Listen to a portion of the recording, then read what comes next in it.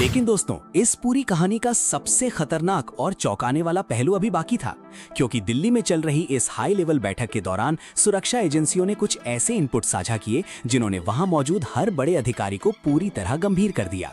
सूत्रों के मुताबिक शुरुआती जांच में ये संकेत मिले हैं कि सीमा पर हुई ये पूरी तोड़फोड़ केवल फेंसिंग को नुकसान पहुंचाने तक सीमित नहीं थी, बल्कि इसके पीछे कहीं ज्यादा बड़ा और दूरगामी एजेंडा काम कर रहा था।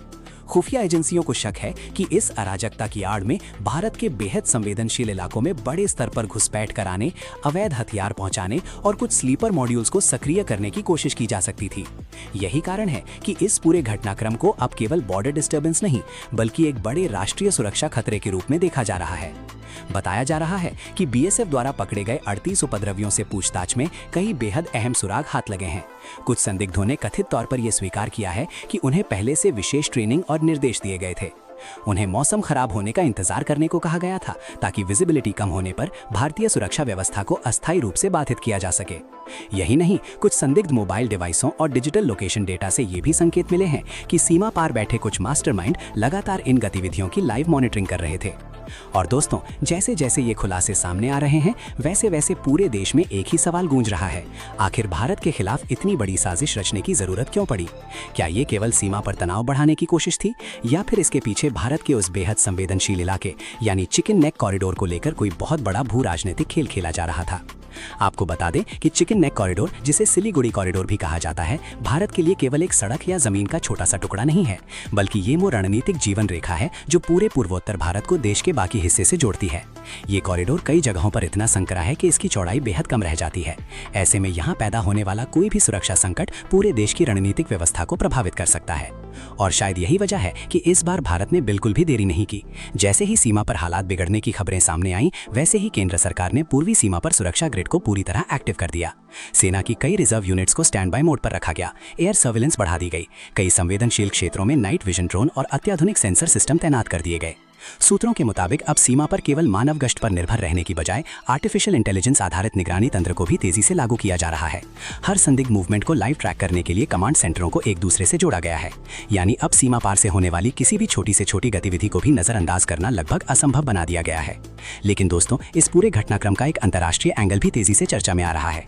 कई रणनीतिक विश्लेषकों का मानना है कि दक्षिण एशिया में बदलते समीकरणों के बीच कुछ ताकतें नहीं चाहती कि भारत पूर्वी सीमा पर पूरी तरह स्थिर और मजबूत स्थिति में पहुंचे। यही कारण है कि जब भी भारत अपनी सीमा सुरक्षा मजबूत करने की दिशा में बड़े कदम उठाता है, तब अचानक कुछ इलाकों में तनाव और उकसावे की घटनाएं बढ़ने लगती हैं। दिल्ली में बैठे रणनीतिकारों को अब ये साफ दिखाई देने लगा है कि ये केवल स्थानीय उपद्रवियों का मामला नहीं है, बल्कि इसके पीछे कहीं ज्यादा गहरी और लंबी रणनीति काम कर रही हो सकती है। यही वजह है कि इस बार भारत ने केवल जवाब देने की नहीं, बल्कि पूरे खेल को हमेशा के लिए बदल देने की तैयारी शुरू कर दी है। बताया जा रहा है कि आने वाले दिनों में पूर्वी सीमा पर बड़े स्तर पर इंफ्रास्ट्रक्चर अपग्रेड देखने को मिल सकता है। नई चौकियां, smart fencing, high speed patrolling roads और अत्याधुनिक कम्युनिकेशन सिस्टम को तेजी से स्थापित किया जा सकता है। इसके अलावा सीमा से जुड़े संवेदनशील गांवों में भी सुरक्षा बलों की मौजूदगी बढ़ाई जा रही है। और दोस्तों, सबसे ज्यादा चर्चा इस समय उन 12 गांवों को लेकर हो रही है जिनका जिक्र लगातार सामने आ रहा है। सुरक्षा एजेंसियां इन इलाकों को लेकर बेहद सतर्क हो चुकी हैं। माना जा रहा है कि ये क्षेत्र भविष्य की रणनीतिक तैयारियों का एक बड़ा केंद्र बन सकते हैं। हालांकि आधिकारिक तौर पर अभी बहुत ज्यादा जानकारी साझा नहीं की गई है, लेकिन जिस तरह से वहां सुरक्षा गतिविधियां बढ़ी हैं, उससे इतना जरूर साफ हो चुका है कि भारत अब किसी भी जोखिम को हल्के में लेने के मूड में बिल्कुल नहीं है।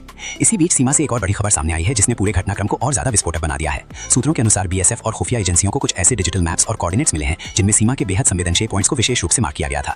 इन मैप्स को देखकर जांच एजेंसियों का शक और ज्यादा गहरा गया है कि पूरी साजिश पहले से प्लान की गई थी।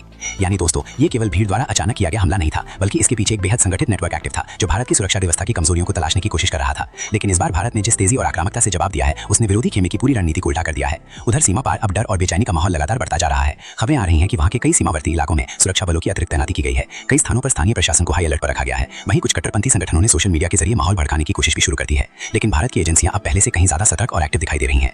दिल्ली में हुई बैठक के बाद गृह मंत्रालय ने साफ संकेत दे दिए हैं कि अब अवैध घुसपैठ, सीमा पार तस्करी और राष्ट्र विरोधी गतिविधियों के खिलाफ जीरो टॉलरेंस नीति अपनाई जाएगी। सूत्रों का कहना है कि कई राज्यों की पुलिस और केंद्रीय एजेंसियों को भी विशेष अलर्ट जारी किया गया है, ताकि देश के भीतर मौजूद किसी भी संदिग्ध नेटवर्क को तुरंत चिन्हित किया जा सके।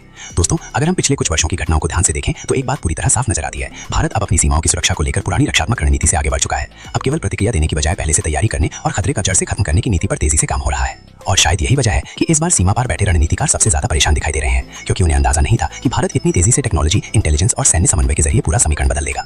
लेकिन दोस्तों, कहानी अभी खत्म नहीं हुई है, क्योंकि सुरक्षा एजेंसियों की जांच जैसे जैसे आगे बढ़ रही है, वैसे वैसे कई और बड़े नाम और संदिग्ध खड़ियां सामने आने की आशंका जताई जा रही है। सूत्रों का दावा है कि कुछ ऐसे वित्तीय लेन देन और संदिग्ध संपर्क भी जांच के दायरे में है, जो इस पूरे नेटवर्क को कहीं ज्यादा बड़ा और अंतर्राष्ट्रीय बना सकते हैं। यही कारण है कि दिल्ली से लेकर सीमा तक इस समय हर एजेंसी पूरी तरह अलर्ट मोड पर काम कर रही है। अगले कुछ दिन बेहद महत्वपूर्ण माने जा रहे हैं, क्योंकि आने वाले समय में सरकार कुछ बड़े और ऐतिहासिक फैसले ले सकती है, जो पूर्वी सीमा की सुरक्षा व्यवस्था को हमेशा के लिए बदल दे। अब पूरा देश ये देख रहा है कि आखिर भारत इस चुनौती का अंतिम जवाब किस रूप में देता है। क्या बीएसएफ और भारतीय सेना का ये आक्रामक रुख सीमा पार बैठे मास्टरमाइंड्स के लिए सबसे बड़ा संदेश साबित होगा? क्या चिकन नेक कॉरिडोर को लेकर चल रही सारी रणनीतिक साजिशों को हमेशा के लिए खत्म किया जा सकेगा? और क्या भारत अब पूर्वी सीमा पर ऐसा अभेद्य सुरक्षा कवच तैयार करने जा रहा है जिसे भेद पाना किसी भी दुश्मन के लिए नामुमकिन हो जाएगा? इन सभी सवालों के जवाब आने वाले दिनों में पूरी दुनिया को देखने को मिल सकते हैं। लेकिन फिलहाल इतना जरूर साफ हो चुका है कि भारत अब किसी भी चुनौती के सामने झुकने वाला नहीं है। सरहद पर तैनात हमारे जांबाज जवान हर मौसम, हर हालात और हर खतरे के सामने सीमा तान कर खड़े हैं। और यही भारत की सबसे बड़ी ताकत है। अगर आप भी मानते हैं कि देश की सुरक्षा से बढ़कर कुछ नहीं होता और हमारे जवानों का साहस पूरे देश का गर्व है, तो वीडियो को जरूर शेयर करें, चैनल को सब्सक्राइब करें और कमेंट में जरूर लिखें, भारत माता की जय।